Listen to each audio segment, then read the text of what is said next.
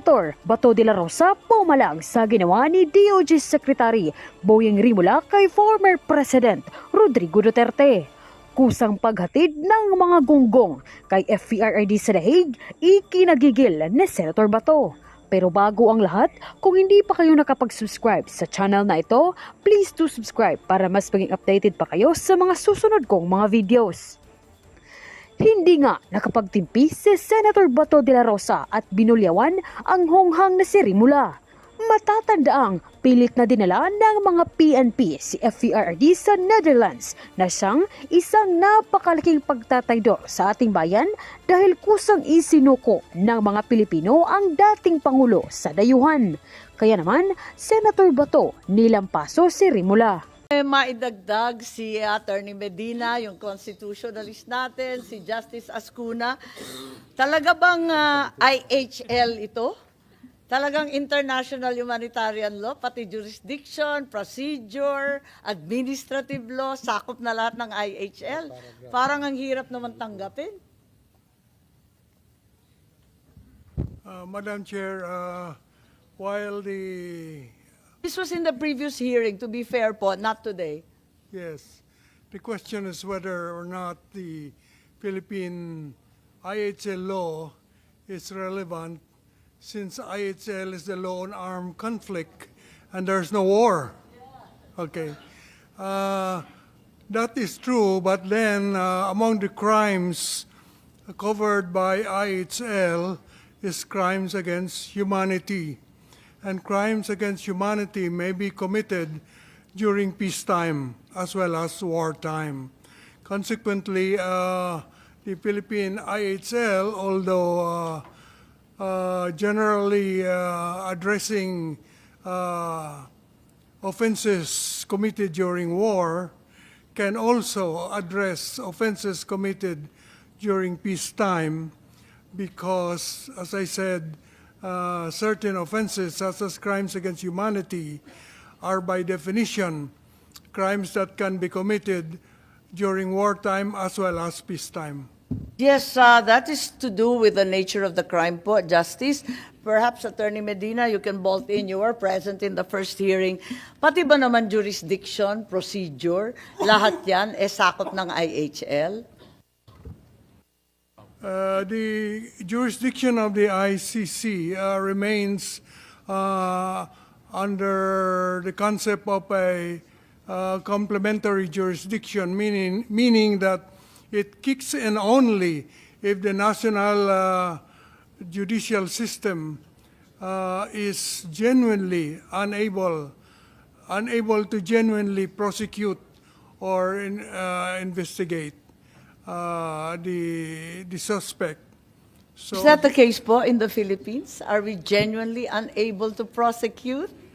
in the case of former President Rodrigo Duterte, the ICC apparently has reached the conclusion that the Philippines is unable to genuinely prosecute him because no case was filed against him after so many years, even after he stepped down from the presidency. That is the finding of the ICC. So they issued a warrant of arrest on the footing that they have their complementary jurisdiction has set in because the Philippines, as far as the former president is concerned, is unable to genuinely prosecute him. However, if the cases, for example, that would emanate from the Quadcom, the DOJ task force, the Senate Blue Ribbon hearing, the ICC investigations that utilized all the government agencies, if these resulted in a case and they were filed in the Philippines, certainly the Philippine courts are competent, able, willing to rule on this. Don't you think so, Honorable Ascuna po and Attorney Medina? Part of the reason, perhaps, of the inability to genuinely prosecute is the availability of witnesses. In cases of very high-level persons like former heads of state, the experience of the ICC is that the witnesses are generally afraid to testify in their home countries, so that even if the Department of Justice, for instance, is investigating, genuinely investigating the cases, the witnesses may not be forthcoming. In fact, the prosecutor of the ICC resorted to what they call internet invitation of witnesses, and in this way the witnesses came out through the internet, and I think the witnesses now are willing to testify in The Hague. Witnesses who would not be willing to testify here in the Philippines. So it's not the prosecution, it's the witnesses that makes it unable genuinely to prosecute the former president. Yes, thank you very much. Justice Attorney Medina, would you like to add something to our understanding of IHL and procedure, Thank- jurisdiction, and such other matters? Thank you, Madam Chair. I think I get the point of our good secretary that the crime of crime against humanity is not just an international law crime. It's actually a crime in the Philippines, punishable in the Philippines. And 9851 actually provides Yes, that given the naman person, po yun, Opo, pero oo. pati jurisdiction, pati Opo. procedure, lahat na lang naging customary law. No, that's the problem po. That if we have to comply with international law, we have to also comply with the Philippine laws. Okay, and primarily that would be the Constitution. So international obligations, yes, there's the principle of Pacta Sunt Servanda that we have to comply with international obligations, but that does not necessarily mean that we have to disregard constitutional protections under the Bill of Rights. Now, of course, there are a lot of debates going on whether or not the ICC should have jurisdiction or should we recognize the ICC, and that's precisely the point. It's not for the police, it's not for the executive branch to decide that. Ultimately, it should have been decided by a court of law because it involves the deprivation of liberty. Thank you po. Thank you very much, Attorney Medina. You had the privilege of hearing the debate last hearing. In any case, I'd like to go to another topic, and this is finally the private jet. The U.S. government will obviously have the last say on its executive order, although Section 1 is clear that properties of those who aided, sponsored, investigated, or provided material support to the ICC shall have their assets frozen. Maraming picture po nung tail code ng aircraft. Nandito ba yung CAAP, Secretary? Comsec, wala tayong CAAP. Sorry. Wala tayong CAAP.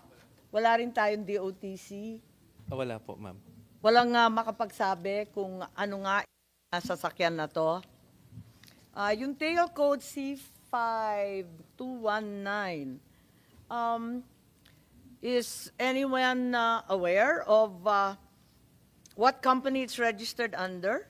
Kasi nung nakaraan, nandito yung SEC. Nandito po ba yung SEC? Ayan, Attorney Bernal. Yes, Dati yes, sinabi ma'am. ninyo na ano yun, alin na, sino nga ba yung may-ari nito?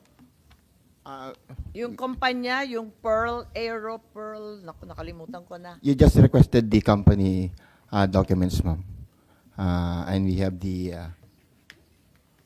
Yung Asian Aero Pearl, Challenger Aero... yung Challenger Aero, ang sabi na nabago kasi yung website ng Challenger Aero, kaya nalilito kami. Biglang nabago pagkatapos ng hearing. Hinahanap ko wala na doon. Sabi, the company arranged for the flight. We were able to get a screenshot of the article. So, palabas lang yung screenshot ng Challenger. Ayun, Ayan, Challenger Aero Air. Inimbitahan rin namin ang piloto. Wala naman po rito. Ayan, Challenger Aero Air. Baka yung SEC may alam kayo. Kasi nung second hearing narito kayo, pero ang problema, sabi niyo hindi pa na-request yung pangalan. We have already forwarded to the secretariat, ma'am. So sino ang may-ari po? At sila bang may-ari ng eroplano or they just arranged the flight? Nalilito po kami. I just have the documents concerning the incorporators of the.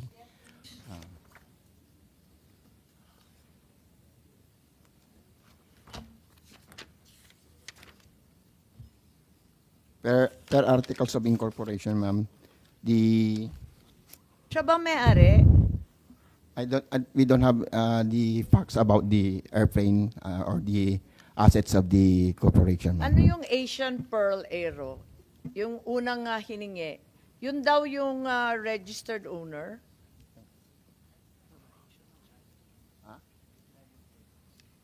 We only have Challenger Aero Corporation, ma'am, and Challenger Aero Aviation Pampanga Inc. We will verify with our if Yes, I think the first set, the Asian Pearl, was the first company that we asked you to check. Nauna pa yun eh. I will verify with my staff, Your Honor. Okay, kasi ang mahirap dito, wala yung CAAP, wala yung DOTC. Ngayon, sinabi ni Secretary John Vic na the Office of the President ang nagbayad para sa jet. Tama ba to o hindi? Meron bang pwedeng sumagot nito? Dahil wala po si Secretary John Vic. At marami sa ating mga kababayan nagtatanong kung group effort ito, chismis rin ba to? Baka sina General Torre, sina Prosecutor Fadulion, nandun kayo sa Villamor. Alam ba ninyo kung paano itong eroplanong ito kinuha? O na-charter ba to? Ano ba nangyari rito? Ma'am, ang ano kasi, darating na naman tayo rito. Itong eroplanong to, nagagamit po ng presidente to. Oo, Paminsan-minsan. ginamit ulit. Pagkatapos nung pag-aresto ni Ngayon, Presidente Duterte, hindi ho namin ginamit pwedeng po sa amin pag-usapan. sa Ilocos. Hindi ho namin pwedeng pag-usapan yung travel arrangements ng presidente. These are national security matters. I think that we should respect, I don't think that we should really talk about this because this Makikita po ng tao, mahirap maging ang travel executive- arrangement po ng presidente in the past, the Mahirap present, maging and the future. executive privilege, ay nakabulatlat sa lahat ng dyaryo. Hindi, pero yun nga, sinasabi ko ho, you cannot expect answers from us pagdating po rito. You cannot expect answers from us. Because, No, but, ano ho ito eh, pakikinabangan to na susunod na Pangulo. Ginagamit ngayon ng Pangulo. Sabihin natin, hindi ho dapat pinag-uusapan. Kasi nga, Pero we hold the life of the President as sacred. Po Hindi naman, ho pero natin, Secretary John Vic already said it was chartered and paid for by the Office of the President. I don't know if he has personal knowledge of that. How much but- was paid kaya? Well, that's speculative, ma'am. Meron bang official receipt? Meron bang bidding? Ay, What yun was nga, the mode of procurement? we cannot go into the details of travel arrangements because these have national The security request implications. was made in March I think we should 11. respect national security, ma'am. I think it's Yes, it's imperative. if you'll allow me to just ask, because this has already been divulged to the public, it's hardly secret. If it was national security at stake, it should never have been spoken about, but it's all over the media. And it came from government. That they only knew about the request, as you said, on March 11. Sa umaga ng March 11, nalaman ninyo yung Interpol. Pagkatapos ito, na-charter sa ilang oras lamang. Andun na ba yung eroplano nung nandun kayo sa Villamor, General Torre? Kasi abala kayo na isakay si Presidente Duterte. Nag-aabang na ba yung eroplano? Anong oras siya nandun? Kasi nagmamadali kayo para isakay na, di ba? I really don't know about the plane, ma'am. I only saw it around after mga mid-afternoon. Na tinuro sa akin, hindi ko pa nga sigurado, ma'am, kung yun nga aeroplano ang gagamitin. Eh. So bale, alas 3 ng umaga, na-procure na lahat ito. Kasi ang haba ng proseso natin, ilang araw, ilang buwan yan. I don't know what mode of procurement, pero sinabi, chinarter. Ang bilis naman, di ba? Ilang oras lang, sa hapon nandun na. Kaya nakakapagtaka. At as mentioned by Secretary Remulla, the security arrangements for the President are very, very stringent and have to be vetted time and time again, repeatedly. So the question still remains.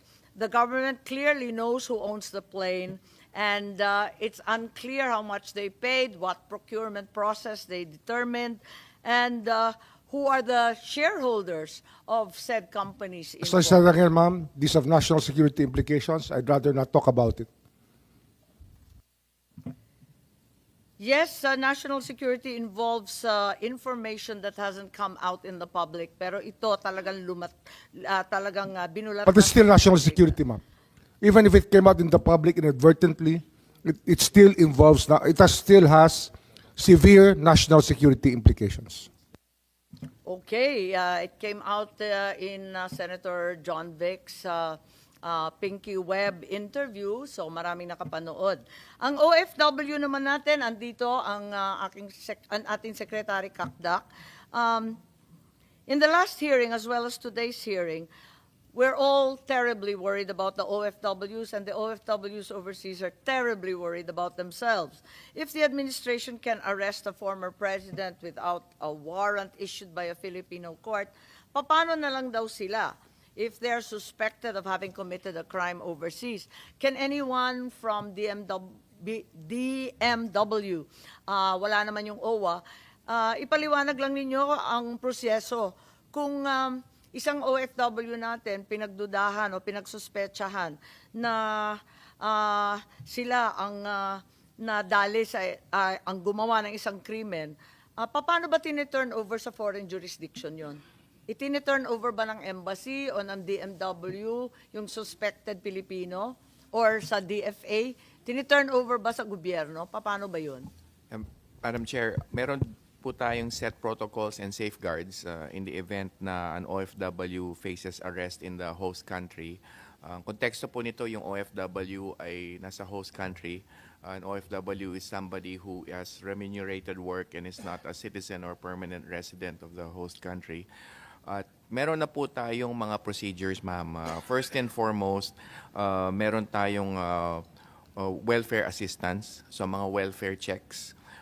Kung yung Tinatanong worker ko ay- lang, paano tiniturn over kung naakusahan ng krimen, suspected, tapos tiniturn over sa foreign jurisdiction? Paano nangyayari yun? Ma'am, yung mechanisms po ng host country will come into play.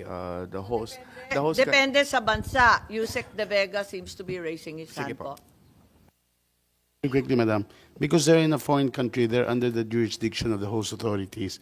So if they commit a crime abroad, it will be the host authorities who will arrest them or prosecute them. And as Secretary Kakdak was saying, then we have our rules to give them due assistance, whether it's a lawyer, of course, jail visits. And so it's very regular. It's been So done for tutulungan many pa rin years. natin at bibigyan ng abogado. Opo. So kasi natatakot sila dahil hindi nga pinapasok si VP Sara. Natatakot ngayon yung mga OFW natin paano sila kukuha ng abogado? Hindi pala pinapayagan, miski dating Pangulo. Well, Madam, just to give it a good example, there were people rallying for President Duterte in Nakulong. Qatar, and we got them out. That's right. So, So what safeguards are there to ensure that our OFWs, their rights to due process, which weren't recognized apparently, and their liberty or of abode are respected overseas? Kasi sumailalim na nga sila sa ibang bansa, sa batas ng ibang bansa. Maipagtatanggol ba natin sila? Natatakot na sila eh. The safeguards were passed by no other than the distinguished members of the Congress, Madam, since 1995 with the Overseas Migrant Workers Act, and then now complemented by RA 11641, which created the DMW. The DMW has its action fund for OFWs, and we have our own assistance to national funds for foreign-based Filipinos who are not OFWs. Ilan pa ba ang nakakulong sa ibang bansa? Ma'am, by our count, and our lawyers are handling these cases, around 1,198 by our count, and these are active cases handled by our lawyers. Yes, at pinipilit ko nga ako personally na yung service of sentence gawin reciprocal na dito na lang sa Pilipinas. Pero hindi pa nagagawa yan. So alam natin na kapag Pilipino na parusahan sa abroad o kahit papano naipit sa gera nung panahon ng yung truck driver sa Iraq-Iran, naalala ko, talagang pinagpilitan natin na mag-ipon ng blood money pagkatapos nakipagkalas pa tayo sa Alliance of the Willing para lang makuha yung isang truck driver. So talagang lahat ng effort, kahit na-convict na, kahit kriminal na nga ang tukoy, pinipilit pa rin natin iuwi. Kaya ngayon, natatakot sila, yung dating Pangulo na matanda at may sakit, bakit tinangay sa ibang bansa? Takot na sila. Anong masasabi natin? Ma'am, what we have po are mechanisms in which to defend our OFWs, more particularly with the DMW, once they are faced with cases overseas in the host countries. Nandun po ang legal retainers natin, ang lawyers natin on hand. Kung sila'y inaresto, pupuntahan sa police station, as what happened in the case of the Qatar 17. Based on the directive of the President, magkaroon ng jail visits. So nangyari po ng jail visits doon and welfare assistance and of course yung immediate release na na-secure sa kanila. Okay, so yung 1,198, maiuwi ba natin sila? Ma'am, meron pong kanya-kanyang process as mentioned by Yusek Ed in the host countries. Meron ho, as far as I know, Soj is here, meron pong service of sentence agreements usually. As far as I know, the most recent one agreed was the UAE. We were there with the Soj who signed it. Konti pa lang, nasa 27 pa lang yata, napakadaming bansa. Would not have first-hand information as to how many, but definitely meron tayo mga bansa na I just meron ng sponsored mga the last agreements. one with Canada po. Opo. There are some countries who voluntarily send sentenced persons home. The most recent one is Kuwait. But yes, generally it requires an agreement, ma'am. Secretary Manalo, please, mauuwi ba natin sila? We will try as much as we can, pero depende rin sa nature of their crime. But for sure, they will be given adequate legal help. Tsaka kung pwede, we will try our best to bring them home. Sometimes we have an unexpected result, like yung nangyari sa Indonesia kay Mary Jane Veloso. They decided just to send her back.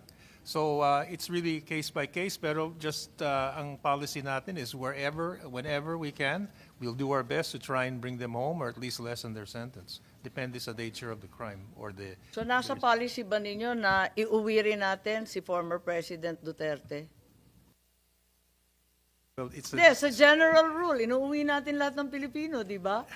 Talagang kung ano-anong ginagawa natin, nakikisuyo, naninikluhod, nag-aambag-ambag para makapag-ipon ng pera, lahat na ginawa natin para maiuwi.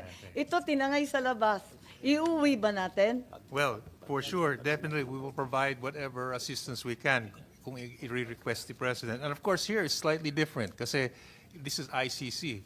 It's an international organization. But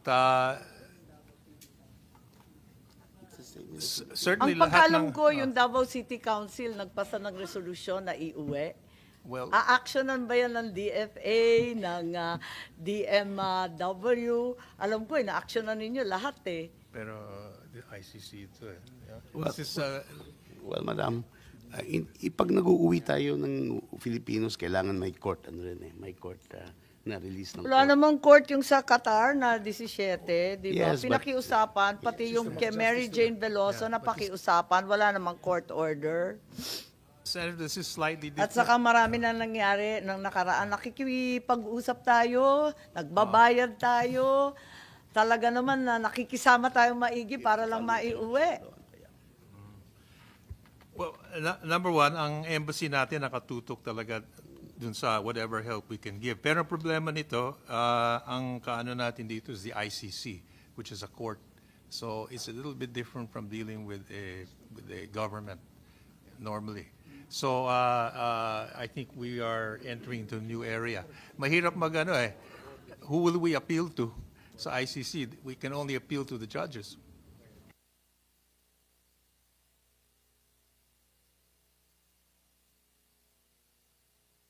Another problem we also have is hindi na tayo member ng ICC. So technically, we do not deal with the ICC directly. And they will not recognize our government also. Ang hirap nga dyan, sir, is that you are not dealing with the ICC directly, but you are dealing with the Interpol with the same subject, yung warrant pa rin na galing sa ICC. So, Bakit hindi ganon? ba pwedeng- Yung hindi- warrant kikilalanin, Hindi ba pero pwede- yung pagligtas hindi. Hindi ba pwedeng pabagsabihan ang Interpol sorry, hindi na namin na-recognize yung jurisdiction ng ICC. So hindi namin yan pwede ma-effect yung warrant ng ICC dito sa aming jurisdiction. We have to stand as a nation. Yung ibang bansa, ganun ang ginagawa eh.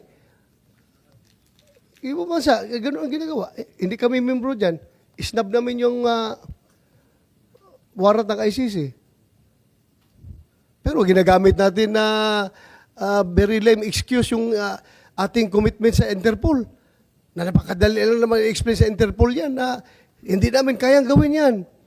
Kasi hindi namin na-recognize yung ICC dito sa aming bansa. Tayo pa nga mismo naghatid doon sa ICC. Kabaligtaran nga eh.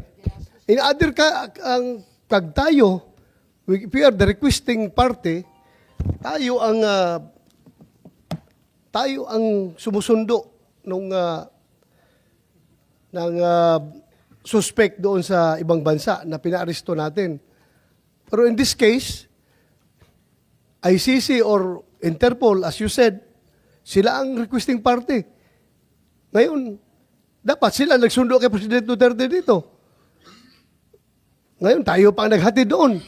Masyado man tayong eager na ihatid siya doon. For what reason? Anong reason? Bakit ganun? Tayo pa naghatid.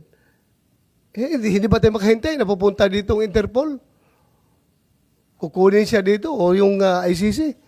Tayo pa naghatid doon. Masyadong hindi ko ma-gets yung kung tayo Pilipino, bakit natin ipagkanulo yung ating kapwa, isa pang presidente, dating presidente, ipagkanulo natin sa mga dayuhan. Ay yan ang bagay na hindi ko talaga matanggap-tanggap. Ako magpapakamatay ako kahit na kriminal yan, na basta Pilipino, kung agawin dito sa ating bansa, kababayan ko yan, kailangan protektahan ko yan. Mapagpakamatay ako. Pero tayo, instead na protektahan yung ating kababayan, hinatid pa natin doon silver platter. Napakasakit po, isipin na, Madam Chair, para tayong hindi mga Pilipino nito. Ang hirap. Yung mga tao tuloy, kung kasi alam nyo, impact nito, no, kung baliwala lang itong issue na ito, you can just imagine thousands of Filipinos all over the world ay nagpapalabas ng kanilang saloobin, sama ng loob, bakit hinuli si Pangulong Duterte. Okay lang kung hulihin. Dito natin dalhin sa ating bansa, dito natin itry. Pero dinala pa doon, hinatid natin doon.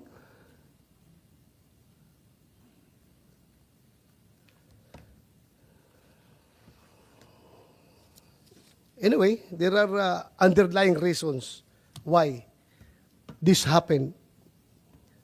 At ako talaga, gusto ko talaga magpaka-Pilipino.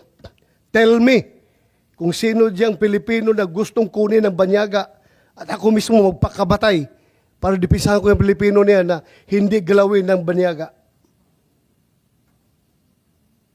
Sana ganun ang pag-iisip ng bawat Pilipino. We have to protect our own. We have to protect our race. Hindi yung ating ipagkanulo doon sa mga banyaga. Thank you, Madam Chair. Maraming salamat. Yan din ang damdamin nating lahat. At nagpapasalamat ako kay Senator Bato.